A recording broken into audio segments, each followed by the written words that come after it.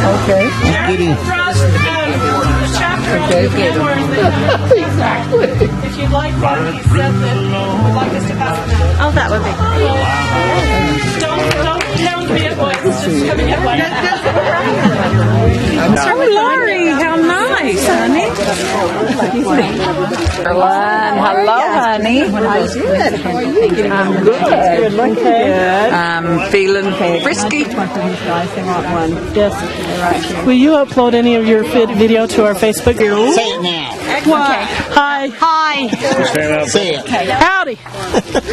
Get Jim. Gift from the aliens. It was. The aliens dropped her off and said, "Here you go. You guys take it."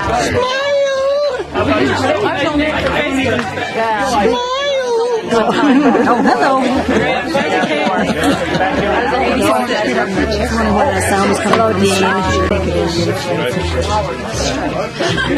We danced some dances, but we have a lot of Indians in our church. Not familiar with that name. Daniel. So he didn't know Sid was informal. He didn't know Sid was a Sid. Yeah. Okay, you say Birchman took after you one time? Yeah, she really took after us. We were having the rehearsal. For the first time, we brought in the horses. And the horses had on metal horseshoes. And we didn't lay down any plank. We just thought they'd do that. They came in and they slid that entire thing all the way from the top to the bottom. And Birch was a great animal of it. And she thought we had done that on purpose. She ripped me up one side and down the other. And we took the horseshoe off and covered the ramp with wood, and they came down finally. That first time was an adventure. Remember when they would always do the little job out on the stage every once in a while, or before the stage anyway? The animals? Yeah. And then didn't we have a dance number that followed immediately? Yeah. So what do you do? Want me to tell you about the time that I can't remember? Okay. We had Christopher. He was born, 2 years before, the year before, 2 years before. We got ready to go on stage one night. We were doing the Spanish theme. We could not find Christopher. Here's a little 2-year-old, and we can't find him anywhere. Everybody's looking for little Chris behind the scenes, of course, okay? And we're all ready to go out. Finally, somebody found him. He just plumb tuckered out. He laid up underneath those seats behind the screens and fell asleep. Oh, dear. And that's where he was. Little tiny, tired pioneers. You had to go to sleep where you could. Yes. But Sid, what's your story that you want to tell?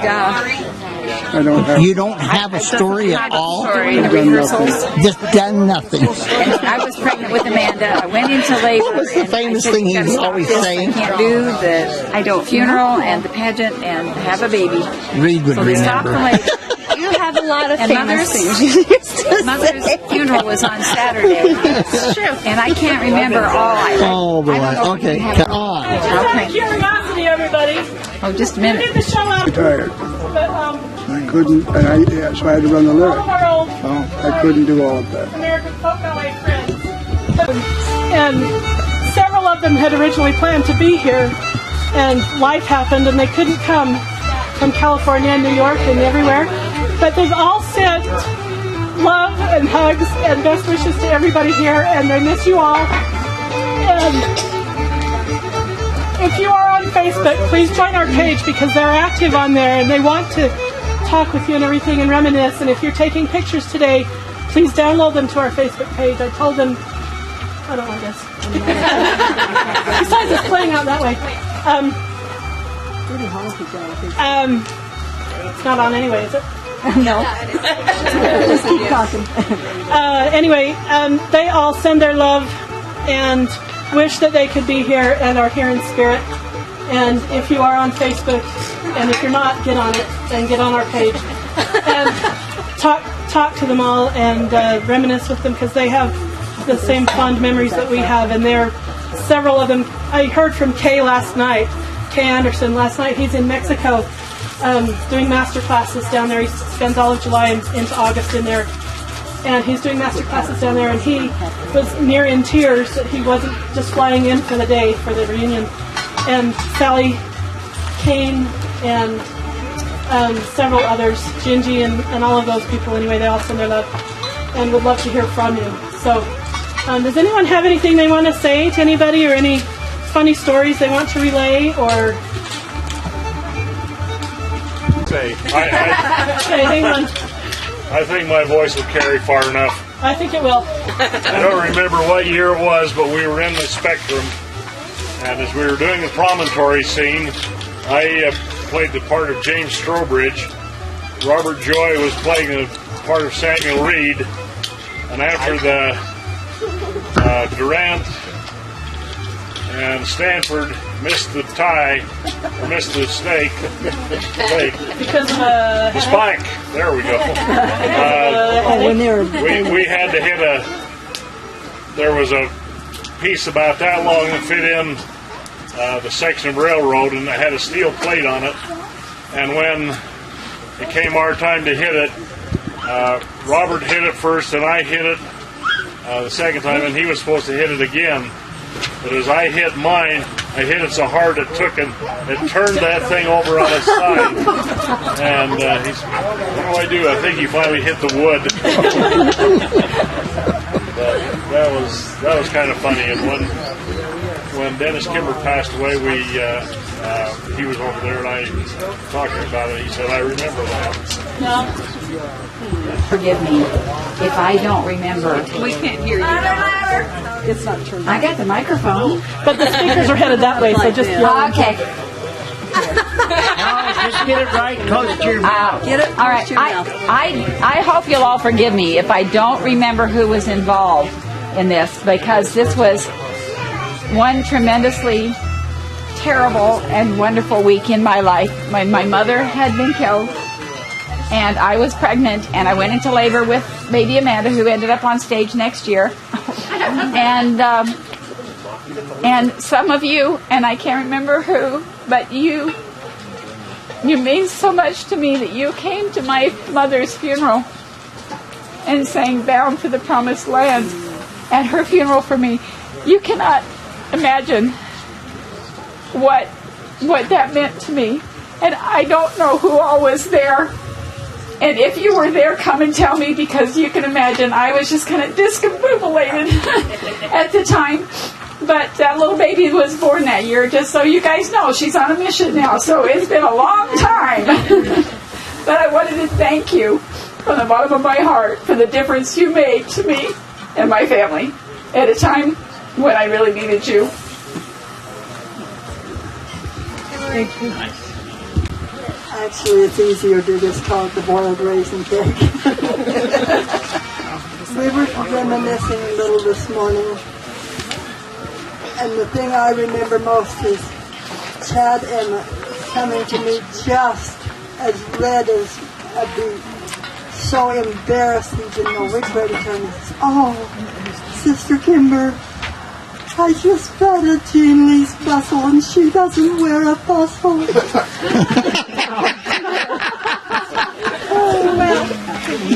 He was in the habit of patting Mom and Barbara on their muscles, and he thought it was really cute.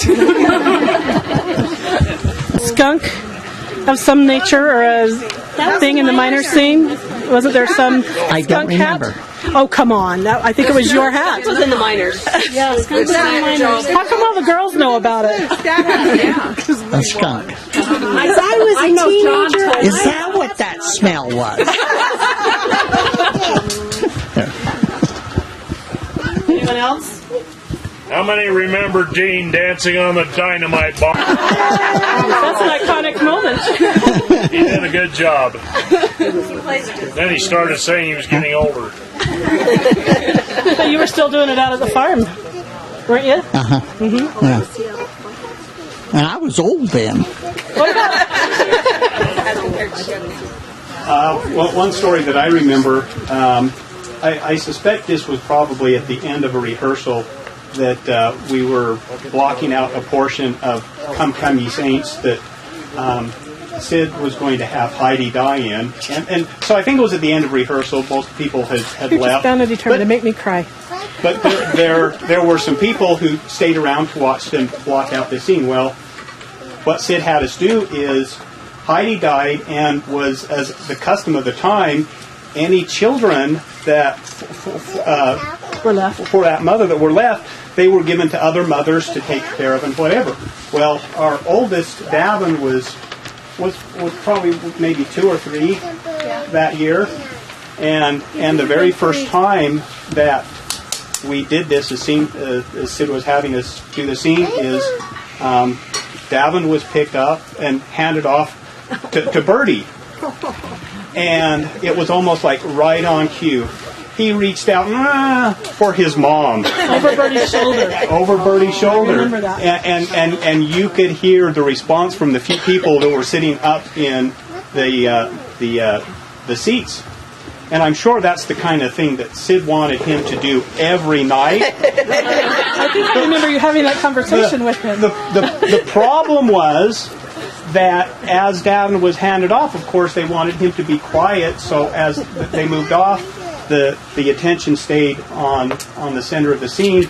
So Bertie knew that one of the things that she could do to help keep Davin quiet after that occurred is she had some candy for him. Davin learned very, very quickly that it was okay to leave Mommy behind because he got candy for Bertie. You can die 1,000 deaths only one piece of candy. A cast member would have started in 86 through... No, 84. 84, because it was right after we got married. Okay, well, and as I said, I got dragged into it by my wife. 84 through 92, and the last year was actually one of the first years we had moved to North Ogden, and so we were actually commuting from North Ogden for rehearsals and the show. That was also the year that Dry Lake had flooded and they were raising the roadbed, and so the drive through Sardine Canyon was not as nice as it is today.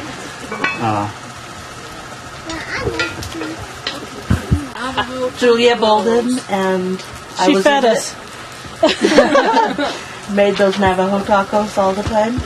I was in it from the very beginning, off and on, till the very end. The last show, and from the very beginning. The last show at the farm or at the Spectrum? At the Spectrum. And it was just me at the very beginning, and then as I had children, they were in it. So none of them could come today, but... Nice. We're glad you're here. Let's go back. Hi, sorry I'm late. I'm glad I got here. It's good to see everybody. My name's Kathleen Brown, and I was in the Spectrum a few years. I can't remember what years they were, but I was there, and then I went over to the American Heritage Center, and I was there till the end of it, and enjoyed it a lot. I was in the cast. I did have a part. I think it was Abigail Dunway or something like Abigail that. Scott Dunway? Yeah, I played her part up at the farm. And this is my husband, Richard. Nice. We get to the timber stuff here.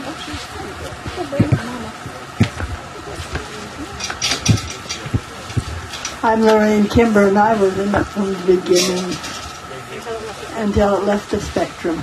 I never missed a year. I had 3 girls in it the first year, and three and a half. 3 and a half.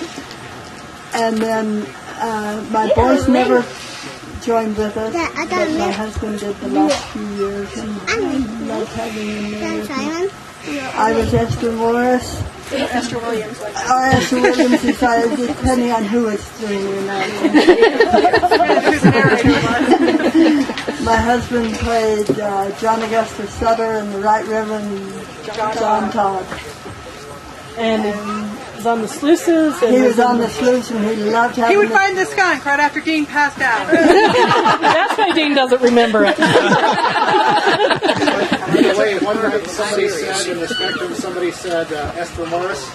And they've never heard, I think it was just Bob that said Esther Morris. They've never heard Reed Wagstaff laugh so loud. Esther Williams? Esther Williams. Because her name was Esther Morris. Yeah, Esther Williams. I think I could hear him laughing. Reed laughed the rest of the show over that one. I felt like I should have put down my book and taken the swimming class. Both of them are just there all. And I was in it that second year, and then for a number of years until work after graduation and missions and stuff interrupted. But I was usually there during the production, oftentimes backstage, running around with, because I did become an EMT, I was running around with my little kit, applying cold packs and ace bandages and band-aids to injured fingers for little kids and what off when I wasn't on stage. I'm Cindy Kimber, or Lucinda Kimber, whichever one it is on the programs. I'm the youngest, and I was in it off and on for most of the years. And I just played, kid to Mom Wheezy and Mom Birdie and Mom Linda. Just mind your business, kid. That's right. Mind your business. Go with the Monsons. I'm Jeanette Monson. I was kind of in it off and on. I did a lot more of the behind the scenes. I kind of figured out that I could send my kids with their dad, John, and Aunt Louise, and I could have some peace and quiet. And then I'd go and help with the behind the scenes. John started doing it with Louise in '79, and he did it every year through 1995. Both of our children did it in '96. However, he was unable to do it because of kidney transplant, and his health never allowed him to do anything to speak of basically thereafter. John passed away 5.5 years ago, and our daughter Jolene was in it. I should have asked Louise. I don't remember. Jolene in her later years did have one of the main parts of the 5 women on stage. She was the bright blue dress. Yes. And Jolene is now married and living in Las Vegas area with 2 little girls, a 6-year-old and a 4.5-year-old. And Jason, well, maybe I should backtrack. Jolene broke her leg in the summer of '83. And so she and I had to drop out. And the Monday after festival ended, we got a phone call wanting to know if we could take care of a foster child that was basically newborn. We took that child into our home, and that became our son, Jason. The next year, he celebrated his first birthday during festival. And Jason did it off and on through the years, too. It was much more so that first year, Jason wasn't walking, so I packed him on stage everywhere. Mommy got exhausted, and that's kind of why Mommy figured out she could do backstage instead of be on stage. So Jason didn't do it again until he was 5 or 6. But Jolene would continue going with Louise and John and doing the festival. She's my sister. Louise. I'm going, what? I'm Louise Monson. I was one of the characters. On and off stage. I was going to say, when did you stop? It's the only way to live. And I'm sure learning that living is a wonderful option. I was in festival in the pageant from '79 to when it left the Spectrum. Lots of great memories. Lots of great memories. Especially in the character room. Yes, that was the place to be, folks. I met Jerry Sheridan. I saw an ad in the paper looking for people to come and audition and talk about this new pageant thing they were going to do about the settlement of the West. And I thought, oh, I've done theater forever. That might be kind of fun to do. So I went up and interviewed with him, and he was okay. He said, yeah, they'd find something for me to do. But he was much more, he says, now, will your husband be interested in it? And I thought, He's a farm boy from Grace, Idaho. I don't know if he's ever been to the theater. I don't know. But Dean says, well, if I can just stand against a wagon, I guess I can do it. Anyway. So we did. We were at the very first one. Dean did not miss a performance. I did 1 year. But then we were with it through the duration, and all of our kids were in it also. 1 year I was expecting David, and well, it felt like more than 1 year, but it was 1 year. And I was 6 months along, so I had to be Brigham's wife. I couldn't be Narcissa Whitman that year because she was lovely, you know. And I fell across the log. That was a horrible thing, face first, with my pantaloons showing out to the audience. But, you know, it was scary.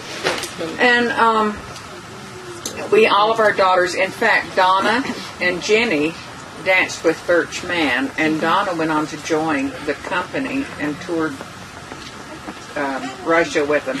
Jenny got a lot of her schooling in that through. I am so blessed. It has blessed our family so much no one will ever know. And all of our kids have been in it, loved it. They got a great love and history of the West. They fell in love with great directors, great leaders. They still talk about that Sid Perks look to this day. Donna says she teaches 6th grade down in Arizona, and she says, all I have to do is give them that Sid Perks looks, and they kind of settle right down, Mom. They adored everyone. Everyone was so professional with them, and yet so kind. We will ever be grateful for that. Thank you. Larry Earl, I was in it from, I think, the year I started was 89 through the end. I just about called it quits when we moved out of the Spectrum, and I thought, no, I'll go out and perform, and I'm glad I did. Yeah, I'm glad you did too. I played James Strobridge in Promontory. I think that's the only main character I did, but it was a lot of fun. I never could get my wife interested in it. She'd always say, I'm no singer. I said, well, I'm not either, really. Weren't you Henry Spalding at least 1 year? Weren't you Henry Spalding at least 1 year? Weren't you in with Bertie and I? Henry Spalding 1 year. Mm-hmm. I was? Mm-hmm. My husband 1 year. Okay. Wasn't Laurie that memorable? I've got a good memory, but it's only about that long sometimes. Why they quit, didn't it? He didn't tell his name. I don't know. I just feel like somebody pulled the rug out from under us. But anyway, a lot of great memories. I have a lot of things that I still remember about the pageant. And Dean was responsible for getting me in it. I was just telling him that I only have one regret about getting in it, and that is that I didn't get in it as soon as I could have once he started after me to be in it. But once I did, I never looked back. It's been a great experience. I don't know how far it's going to reach, but let's see. See if it'll get to Gina. Come on, Gina. That's just about as far as it can go. Can I make one announcement first? I've been asked to make an announcement. Anything like that. They're in the house. We don't have outhouses out here. But there's 3. There's one if you go in these doors here, just off the deck, down below, and go through that way. There's a bathroom up that way. If you go in off the deck above, they'll direct you in there. There's 2 of them up there. So, and again, drinks over here if you need them. Sorry for the commercial break. Okay, I'm Gina Gray, was when I was in it. I'm Gina DeBlois, and I was a Spanish dancer for quite a few. Well, the only time I was in it, I was a Spanish dancer, and I had so much fun. It was the best. It was the best. I made lots of friends. I see Jenny over there. She was probably the one that put the bug in my ear to do it. It was. Yeah, she was the one. She was her fault that I got to do this. It was great. So, and I did it, I don't even know when I started, but I I found a program here that I was in 92, which was just after I got married. So I know I was in it during high school. Yeah, before you got married. Yeah, I was in it during high school, but I'm not sure how long in high school. So, okay. And thank you, Fred, for getting you here. Yes, thank you, Fred. I'm Monica Allen. It's now Harris. I was in just 1 year. I was a teenager, so I was one of the crazy teenagers running around and trying to. There's one good-looking guy that was in the program and in with us then. I won't tell you his name because I won't be embarrassed. And everybody liked him. We were all trying to chase him. So that's my memories. That narrows it down to about 4 or 5. What's that? So that narrows it down to about 4 That was in 1984. So we look at the 84 program and look and figure out which one all the girls were after. But I was going to stay in longer, but I got into nursing school and then worked as a nurse. And I still work as a nurse, so I didn't continue on because I can't take off that much time. So. Yeah, they want you there. Pretty close. Yeah. Sometimes they'll reach. This table, maybe. That's all you're going to get. Well, you're going to have to come around, I guess, huh? Sorry, Bill. Step up to the mic. Well, I tried to get my best friend to come and.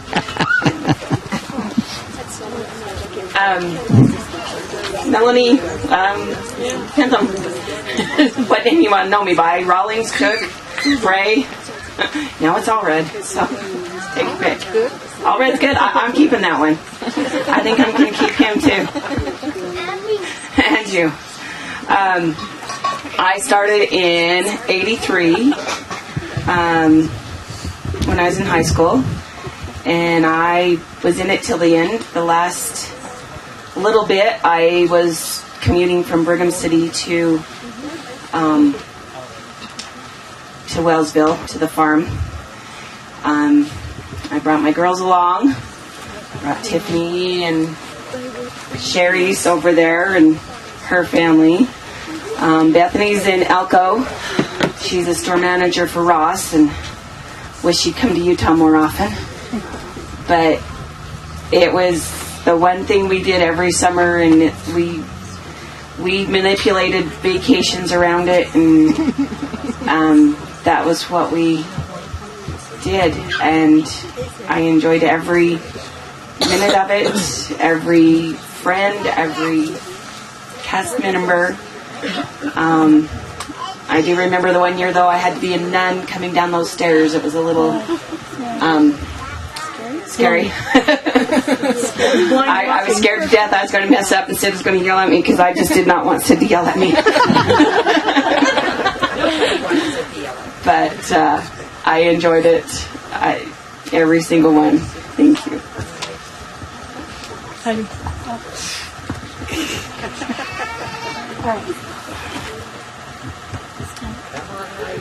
No, I can get up here. Okay, I'm Heidi Monk. I started like Laurie as a failure at auditions.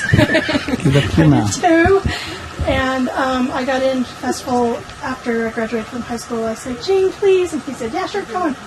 So I started in '83 and went through '92. I was pregnant with 2 kids. I got yelled at by Sid the day I got engaged, and I had a bunch of girls standing around me. Sparkle, sparkle. And I'm still grateful for you yelling at me because you reminded me to be a professional. And let's see, while I was sitting here, I did have a funny story that popped into my head. I don't remember how many of you guys remember this, but we exposed the entire cast to chickenpox. We were 3 days into performance, and my boys went bing, bing, bing, bing. And we kind of just kept performing because everybody had already been exposed. And all the Indian kids came and played in one room with my boys. And we had probably half of a reservation, I heard later, of kids with chickenpox within 3 weeks of the festival. But they had intentionally exposed them. So, yeah, that's my funny story from the festival. Hey, get back here. Don't run away. Let's go back to Maggie. Let's go back to Maggie over here. Where does it go? I don't think you did. Yeah, she did. She did. Hi there, Maggie Moore Sapp.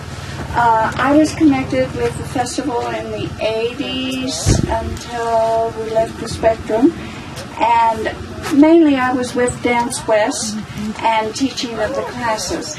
My greatest thrill is to have and know Birch Mann, and if you've ever seen her in a tap class, it is absolutely wonderful.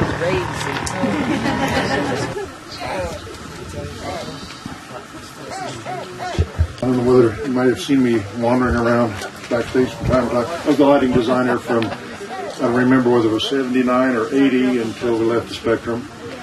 I thought I might tell you a story. Some of you may know, if you remember the flag that we used the last few years that we were in the Spectrum, it was 30 feet high and 50 feet wide. The first year, it went very well. It tripped every night. And so that went very well. When we were loading up at Strike after the show was over, there it is, we rolled it up, folded it up, and put it back. I just had at that point a cardboard box that it came in, and so we put it in that. And we couldn't get trucks that year, so we were hauling everything back to the Fine Arts Center or to storage with pickups. And so somebody just threw that flag on the back of the pickup with all the other stuff that was on there. And away they went toward the Fine Arts Center. Well, I got a call that they got to the Fine Arts Center and the flag hadn't. And I said, well, walk back. It obviously had to just fall out, so it'll be on the road somewhere. Well, they walked back over to the Spectrum and it wasn't there. I said, well, I don't know where it is. So we called the police station to report it, and we said, we're looking for a flag, and he said, it's here. And we said, okay, so I sent a couple of guys over. I said, go get the flag. So they went over. At that time, the police station was in down, you may not know, it was in a very small area in the middle of campus. And there's a little entryway thing there when you went down in with windows, several windows. Well, they walked in, and the flag was knee-deep in that room. Somebody had found it and drug it over there and turned it into the police. So we heaved a sigh of relief and put it away. Well, I got to looking at it, and it had gotten dirty from the street. So I was kind of upset about that. I said, we've got to get this cleaned before next year. We can't use it if it's dirty or it has marks on it. Then I remembered that your valet cleaners, just before the 4th, always did flags free.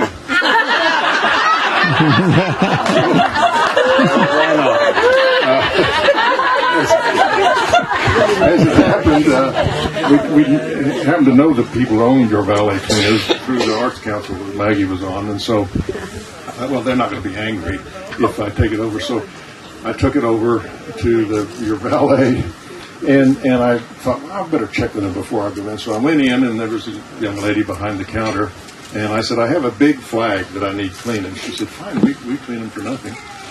And I said, well, it's really a large flag. Are you sure you can have it? And she said, well, is it bigger than a quilt? And I said, it's bigger than a house.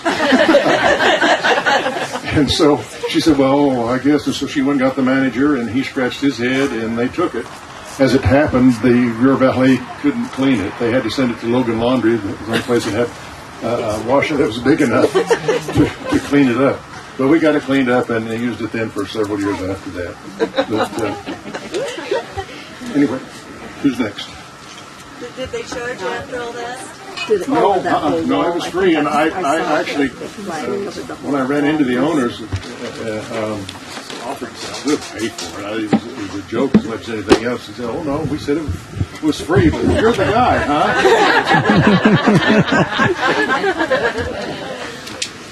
My name is Nancy Nielsen, and I was in the program in 1980 with my little brother, and we used to ride our bikes all the way up to practice and then ride them home. And the memory I have is one night we crashed after the program with our bikes. But I just want you to know how grateful I am, because I've kept this little program going in my 4th grade class for the last just on a miniature level, but I pretty much do every scene in it, so thank you.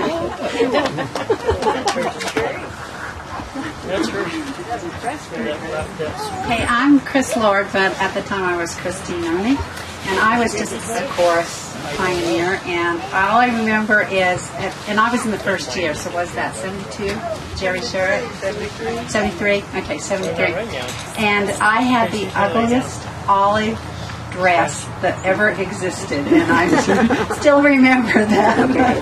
But I had a lot of fun, and it was a great experience. And then my brothers joined a few years later, Bernard Ernie and Conrad Ernie, and they were a lot more talented than I was, so they got lead parts. They, like, I think Wyatt Earp, and they got to twill the guns and do all the fun stuff. But I had a lot of fun, and it was a great experience. So thank you, Jerry Sherritt. Let me take you.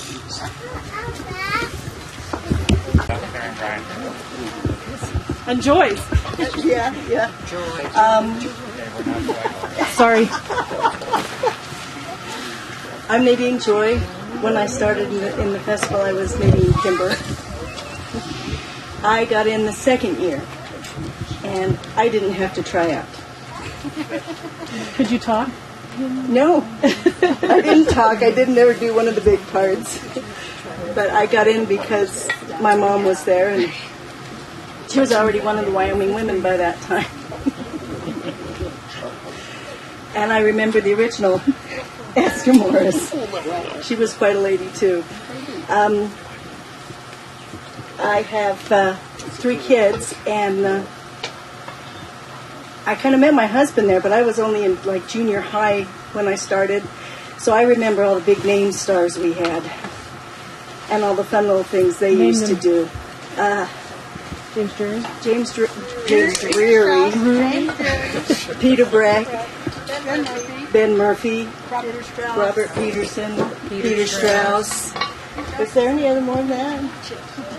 Chill Wills. Chill Wills. He came one year. Jimmy Stewart. Well, Jimmy was a narrator, but he never came. Chill Wills came that one year. This one had several. Jimmy Rogers was there with his wife. She danced with Birch Mann. Oh, was she? Mary Louise. Okay. And so he would come and be with her. Gotcha. And so we did all kinds of fun things. My 2 sons were with us for the last 3 years of the pageant up at the Spectrum.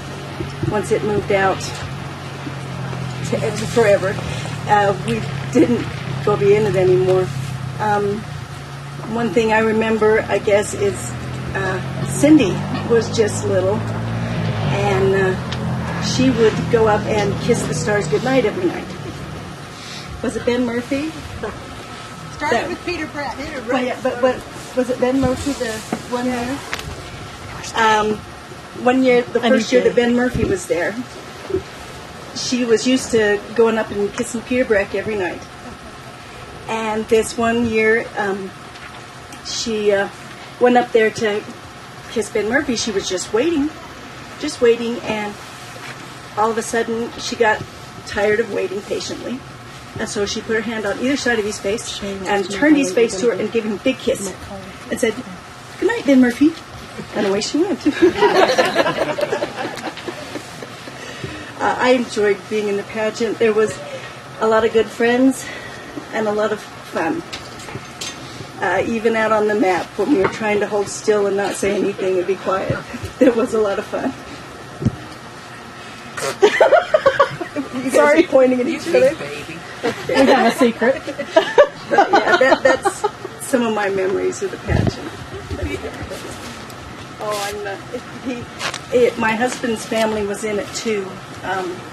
Robert Joy, his sister and brother were in it. Sherry and Brian. Was Helen? Was David? Helen was Helen? Yeah, Helen I think she was. And David? Was there a David? David Stoker is who she married. I don't think David was ever in that. No.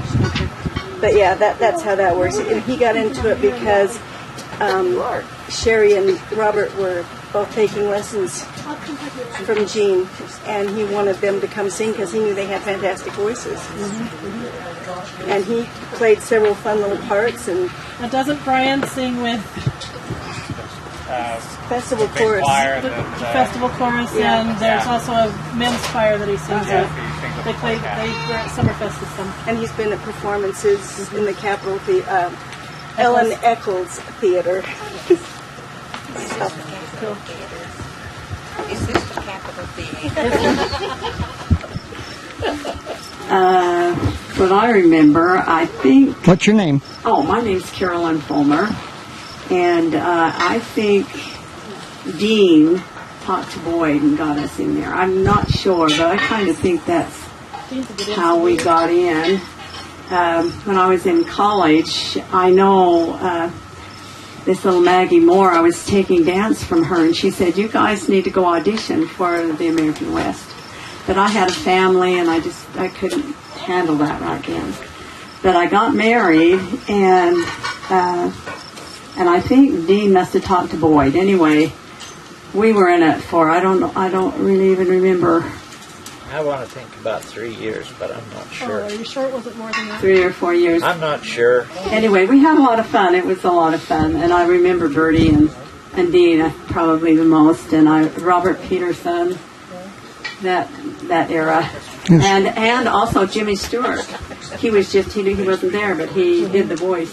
That was very It good. was 54 years he was in it. 54. Yeah, right.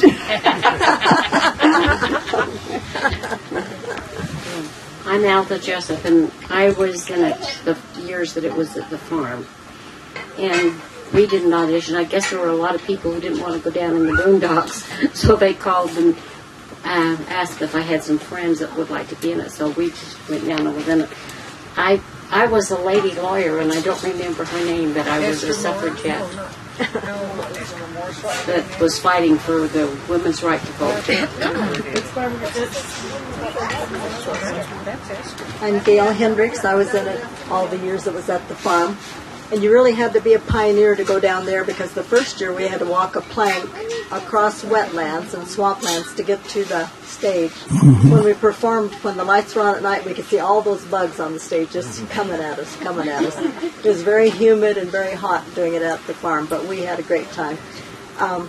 Also, we were in it with Robert Peterson. He was in it all the years we were in it. And then after we didn't have the pageant anymore, Alta and I went down to Cedar City to watch him in Man of La Mancha. And we saw him at the stage door afterwards. Said, "Oh, my Logan ladies." So he remembered us. And he was so sweet. And then he passed away 2 weeks later from a heart attack. We felt so bad, but we were so glad we went down to see him. We had a great time at the festival, though. All of you that were in it with us at the farm, we loved it. You didn't take long enough. That's as far as it goes. I took longer than Oh, okay. I've got to get over here. Well, I don't remember. I remember Dean talking to us to go into that, and we decided to and really enjoyed it. I don't remember what years. I was a miner, and we did a lot of digging and never hit any gold. There was something wrong with that picture. But I was grateful for Sid Perks, because he got after me one day, and that was the most attention I'd had all day. Anyway, we enjoyed it. It was a lot of fun and met some good friends, and glad we're here tonight. Thanks. Okay, sorry, this is as far as it goes. You're going to have to stand up now, Jenny. Sid, I think you're next. You don't know who Sid is. Oh, yeah. And we love Sid. Yay! I was in it from the beginning. First 2 years, I was costume designer. Mm-hmm. I took over as director in '75, and I directed through 1994. And then I had to quit because I was a department head, and I had to take over running the Lyric Theater in the summer.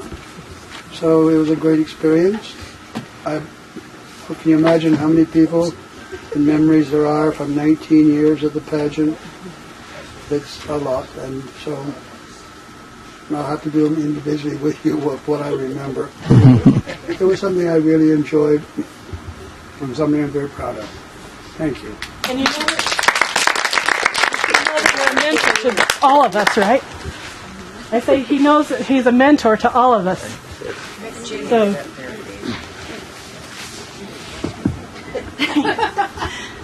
Okay, I'm Ginny, and I'm Dean and Roberta's daughter. And I was in it the first year. I was 10 months old, and went. 89 was my last year, and I danced with Dance West, and ended up going to Cedar City. I got an invitation to dance with. Learn from Birch and San, and I ended up being a junior apprentice with the folk ballet, other things, and now I'm married and I'm an RN, and here I am, and I've just had great memories. It was wonderful, and I do. Or Jerry or Chris, anyone. Do you want to come? Oh, that's as far as it goes. You're gonna. Nope, we'll go a little further. Well, I can't tell you how pleased I am to be here today.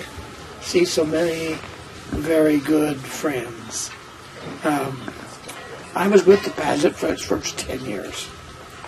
And then when I left, I hated to do that, but I knew you had Sid Perks, you had Bill Sapp and Maggie Moore. You had great people to carry it on.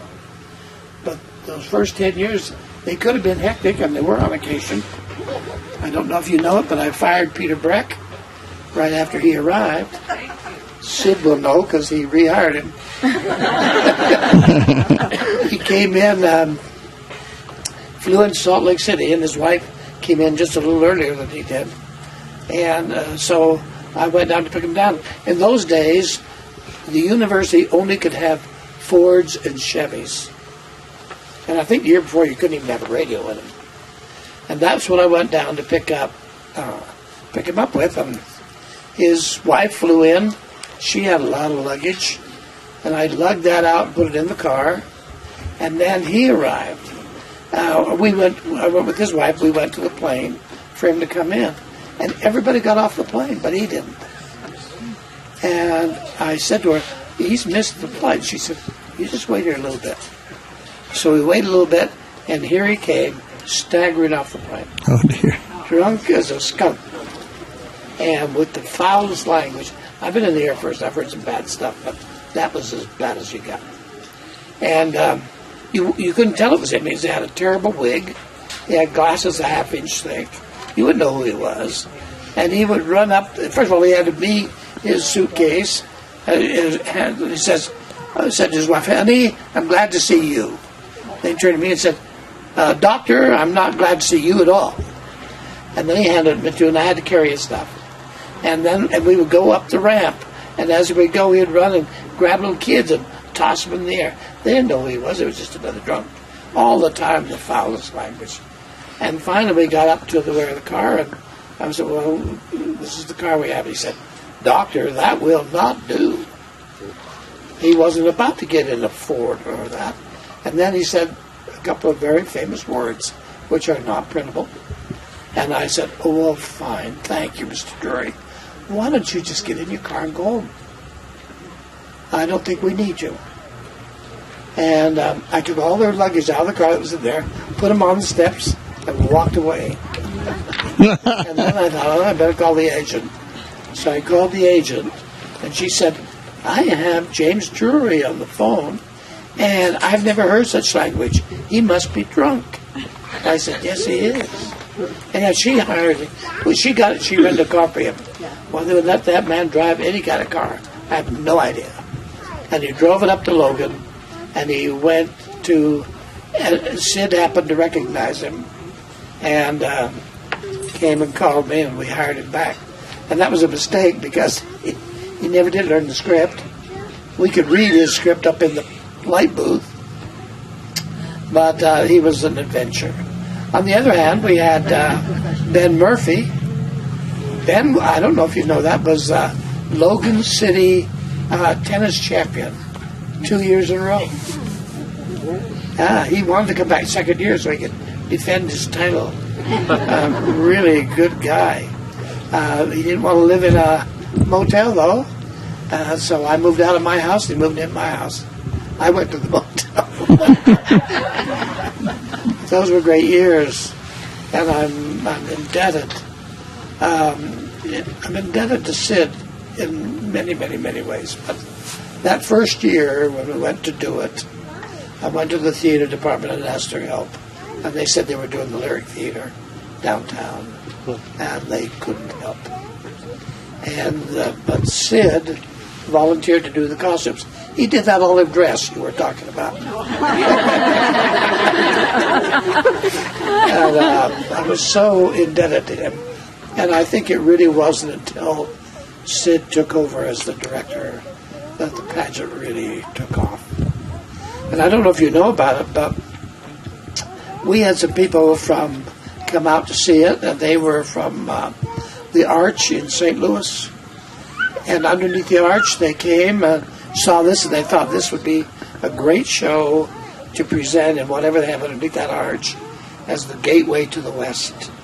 And they were thinking about taking the whole thing and moving it there until they sat down and added up how much it would cost union wages, and that killed that project. And we had some others that came, and they were thinking about moving around the country and putting it on in big arenas and until they looked and saw you had 2 trains. Whatever happened to those things? You know? 2 trains and covered wagons and horses and cast of 200, and that wasn't very feasible. But they were really good years, and I'm truly indebted to some extraordinarily talented and able people who put it on and kept it going for so many years. I never got to see it after it moved out to the farm. You missed a good show. Did I? I never got to see that, but I saw nearly every year up to that time. And anyhow, for all of you, I've learned a lot of wonderful stories. I'm surprised the Navajo Nation still talks to us. And Bill, I don't know if you know it, but the law says you can't wash the American flag. You have to burn it. I'm glad I didn't know that. Yes, it's too late now. It's past the time. At any rate, it's extraordinarily fun to be here today. Thank you very much.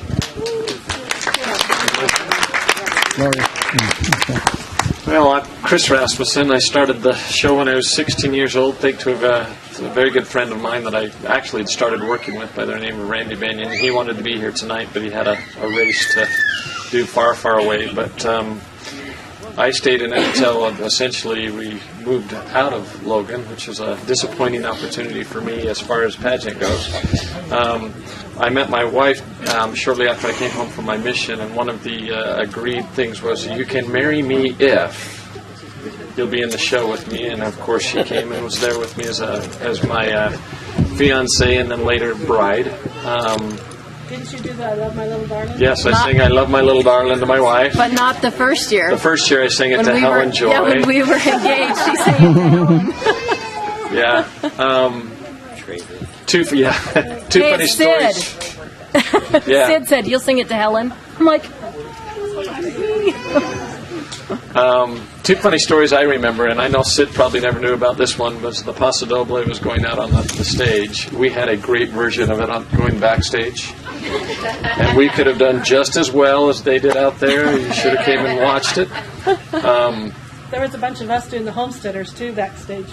Yeah, we got the head shake thing. Yeah, the head shaking thing, that's a unique thing. Then the other one, and I don't remember the one, Jason maybe, Paul, I can't remember the last names, but two. Paul McDonald? Yeah, was it Paul McDonald? I can't remember. Two younger men. Paul McDonald that was younger. Yeah, and a piano playing, dark-haired, I can't remember his name. But one night, Susan and I were later on cast as the Mormon pioneer family that was going to lose somebody. It was either her or me or one of our children there in the front of the thing. And that one year, these two gentlemen were with us, and they decided they really, really wanted to get into the scene. So they're going to make it so they could cry and really get everybody interested in it. So just before they came out, they opened up their what was it? Vapor rub. Vapor It's rub. Vapor rub. And write vapor rub underneath both eyes. And by the time they got out to the front of the stage, they were like going, ah! They couldn't even see. They couldn't even see. And we were trying to be sad.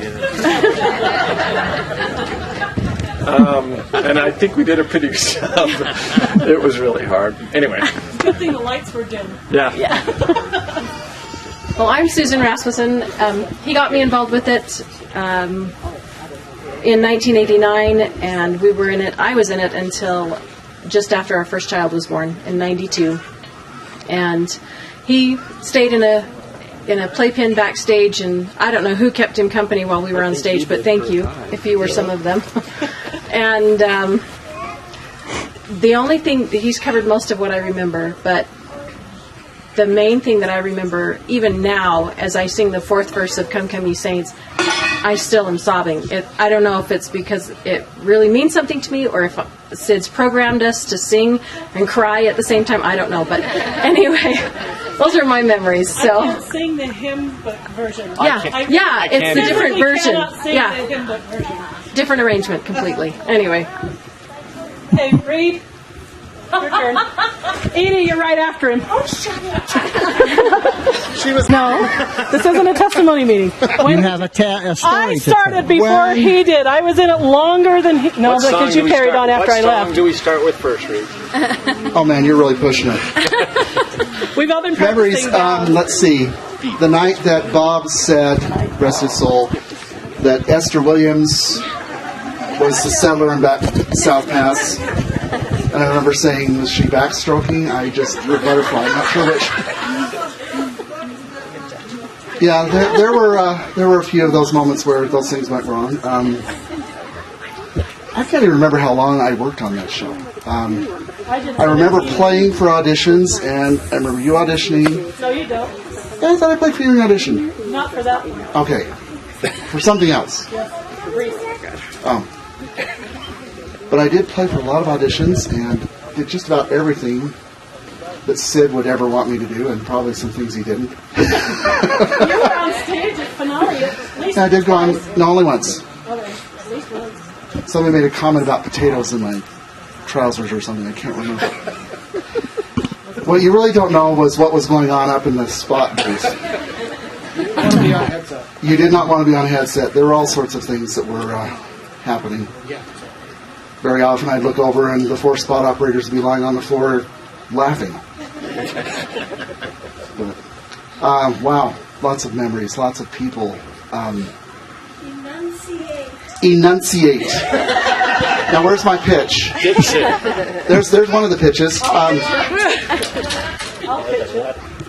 And I'm trying to remember what year it was that the cow came on during. Oh, it was something about riding old Pain, wasn't it? What was the line about the Sopranos? Oh, we were working on Shenandoah, and I said, okay, across the wide Sopranos. Oh. That's the fave. Yeah, that's one that I haven't lived down. I remember the first time we actually ran a number without the tape, and the absolute horror on the cast's face that you're going to make us sing this without the tape. I thought you were going to say horror of what it sounded like. No, and then about 30 seconds in, they're like, wow, we can sing this. And we don't sound half bad. Maybe only a quarter bad. But, yeah, I can't really remember what else. Remember the trip to the farm? What a way to end things, but, yeah. I've had pregnant nuns, yeah. He said, once you were gone, all hell broke loose. It was, okay, what are Linda and Bertie going to do tonight? Because, yeah, idle hands are the devil's workshop. Hey, Bertie, we want to see a Grecian urn. We want to see you do a Grecian urn. They want to see a Grecian urn. $1.50 an hour. Oh, I've missed that. Do I want to say something? I don't know. I can say something. Friend was the master of the absolutely terrifying projector. It wasn't that bad. No, only the fact that when you turned it on, you go like this. I'm Fred Weller. I ran the projector up. I wasn't down with Gary and company running the slide projectors. I was up running the 35 millimeter projector for the last 4 or 5 years there at the Spectrum. But then when we moved out to the farm, that was the end of that because we didn't bring the big projector out there. But it was rather scary at times. It didn't have the safety interlocks on the inside of it weren't really active. They were there, but they, it was kind of scary. There was one year that I guess Bill wanted me to run EFY, and it was either Reed or Ken said, no, I want Friend running the projector. We're not going to have anybody else running the projector. We need Friend running the projector. And I guess they got into a discussion about that, and I ended up running the projector. So, which was fine because that very night it broke 3 times. Because, when the film is that old and has been spliced that many times, it has a tendency to come apart. And then I was also accused, either Bill or Jim accused me of turning the Super Trooper into a gladiator. And so, and then Jim decided that I needed to have an email address because this was when email was pretty new, and he was saying, well, we're going to call you Captain Carbonarch. So you may need to explain what some of these terms are. Some of these highly technical terms. Yes, all of our equipment. Well, the one projector used a xenon bomb. Light bulb in it, but the follow spots were all Carbonarch, so just a big spark passing between 2 electrodes, but. That was the only time I think I've ever heard Bill say that spot is too bright. It's like, well, it was brighter than the other. That was the dim one. I made the dim one brighter than the bright one, So we made it work. So, but anyway, who's next? Edie's next. Yep. Edie, get over here. She ran away.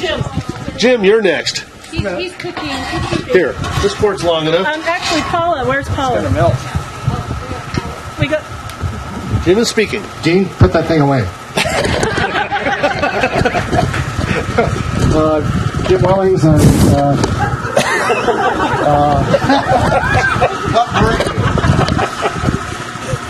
well, I started actually the first year I did the show. I ran a follow spot. So I just started working for Bill and working on festival during the summer. I don't know how many years the show had gone by that point. Then eventually moved up to sound. Ran sound for the show for a while and redid the tape in 1995. I actually have the digital master for the redone tape from 1995, but unfortunately the deck that plays it is in bad shape and I couldn't get it to play. So I tried to make a copy of it so you guys could hear it, but it was not to be, unfortunately. If we can get the deck repaired, we'll see if we can do that. And then they decided to move the show. I forget what year it was, 2000, out to the farm. 98. And somebody asked me if I wanted to do it, and I made the mistake of saying yes. And that was probably the single most difficult show I have ever done, is to try to mount that show out on the farm. And the first year we did it, you remember the big projection screen across the back, 55 feet wide. We suspended that between 2 huge truss towers out at the farm, and it actually worked. We had to take it down one night, and we had about 2 minutes to get it down because we saw saw a storm coming across the Wellsbills, and by the time we got it down and laid flat on the ground, we had 50-mile-an-hour winds, and it made an interesting job out of that screen to lift it up. A few years out there, we rebuilt the set next year so that there were 2 screens on the side. Doing that? We'll try to smack you with it. I'll do that. I'll give him a screwdriver instead. Inside joke. So anyway, how many said you were involved out at the farm? So you remember some of the changes with Don and Waddy Mitchell with live narration and stuff? I mean, it wasn't a bad idea. It was kind of fun to do it that way, but I don't think it was ever advertised. And the location, there was no seating. It was in the blazing hot sun, much like this. So, anyway, interesting stuff. I was sorry to see it end out there, even though it wasn't being done right. It still was kind of a shame to see it stop. So, are you done? I'm done. Good. I'm not like you. Hey. They're amazing, and I'm so happy that they have a home that they can share like this, and that they're willing to, and are patient with me in getting it put on. Someday I see we'll the have Hassans are here. Come down, Dennis. It's your turn. anyone else that's up there. And if you find Edie, bring her out too. She doesn't need a microphone. No. And we were in it as a family also, a growing family through the process. Probably from mid-80s to just after 90s. Donna was the pregnant pioneer 2 of those years. And the year following, we had the 1-year-old pioneer each time. I didn't ever have to audition because I'm a man. And because I had a full beard, so I was Jim Bridger. This is what he always does. He gives you the foundation and then gives me to build the house. Okay, well, when we talk about the fact that our children group, and this, we have between the 2 of us, we have 7 children, and then one summer we actually had 2 extra children. They were the children of his former wife from her former marriage, and they come and joined us, and they still to this day remember it. It makes such an impact. Just 1 year makes such an impact that these kids. And they're in their late 20s, early 30s, I don't remember, but they remember this. It was that much of an experience for them. They had a ball. It gave them an opportunity. For me, it was really great because it gave them an opportunity to learn about the West and how the West was founded and everything. I have to be grateful for everyone who... And the Meekums and the Kimbers and everyone who helped John and I when we joined, because there was nothing that we needed to know that we couldn't turn to somebody and they would tell us where to, and I say this with all love, where to go and what to do when we got there. And to have a director of Sid's caliber being in charge of this and teaching us and setting us, like you say, setting us up to a professional level. It was just an amazing, remarkable experience for us. I've said this before you came, Reed. The one thing I was supposed to specifically remember about Reed Wagstaff. Raise your hand if this also rings a bell with you. Enunciate. Yes. I could wait. Enunciate. I don't remember, I honestly don't remember anything else about Reed Wagstaff except standing there in front of us while we were rehearsing. And he wanted to make sure that every word we said was clear and could be heard by everyone in the audience. And I am so grateful for the experience. For the people that put this together, for the people that hung in there, and the people that kept it going and made this part of my family's life, because it's something that we will always have, and every one of you made it special. I'm Paula Zray. I was in it 1 year in '79, but before that I had worked out at Man and His Bread Museum when it was the farm, and I'd also worked as a spinner in the old house and as a cook in the summer kitchen out there. So I kind of had an idea of some of the stuff that was going on. I had taken classes from Sid, so I knew how to behave on stage. But it was a really great experience, and it was fun being in it. And I'd also taken class from Jenny Begay, who was in charge of the Native American group. So I knew a bunch of people that were involved with it. This is Hassan. I was in the festival, I think 3 or 4 years, high school and beginning of college. And really that's the time when I began to love theater and just, the associations and the friends that you get. And I decided to make a career out of it. And I appreciate everything that Sid and everybody, that was the time. I guess the parts I played, the part I remember the best was getting hung. I love to be hung. I did that several times. Was that at the farm? No, they didn't do that at the farm, I don't think. They didn't hang people at the farm. Who was it who was hung? Jeff Ryder was. Yeah. Jeff Ryder was. He's the one that was hung when I was in the class. Yep. It takes real skill. You have to roll your eyes and stand on your tiptoes and sway. I was the mother, and I flung myself on the... This is at the farm. At the farm. Yeah, yeah. and they filmed it, and they didn't film it. Russell Lee? Russell Lee, that's the character, right? Yeah, yeah. And there was an actual wood floor, so you had to kind of sway even though you were standing on a wood floor when you actually fell down. Can't hear you. No, there was a wood floor, but then there was a second floor that you landed on, and when you landed on the second floor, then you needed to stretch your neck and pretend like you were hanging. And usually the lights went out. The safety broke or something, yeah. But there was a floor, so you couldn't go really low. What else? I always remember Sid going, "You." Okay, kind of thing. And he's still doing that. I spent my entire career answering to him. You know exactly who you're talking to.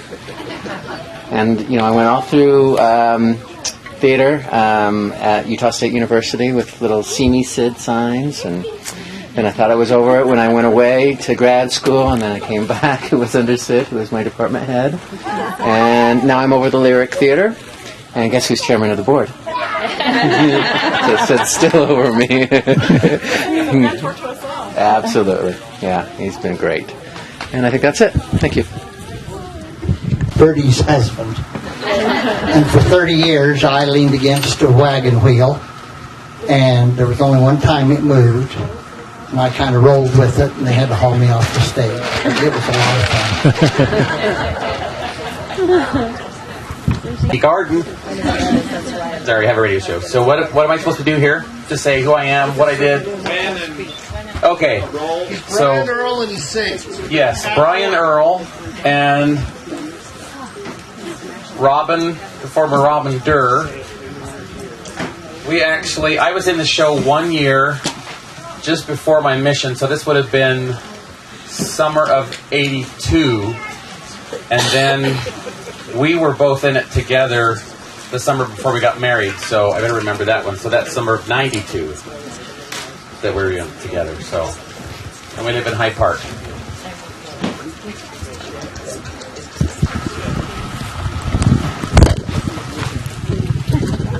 Many years ago, I went up to Sid and said, "Okay, Sid, naked cowboy." And he looked at all 130 pounds, 6'1" of me, and says, "You need to gain some weight." I now weigh 190. Is that good enough? Too many wrinkles now.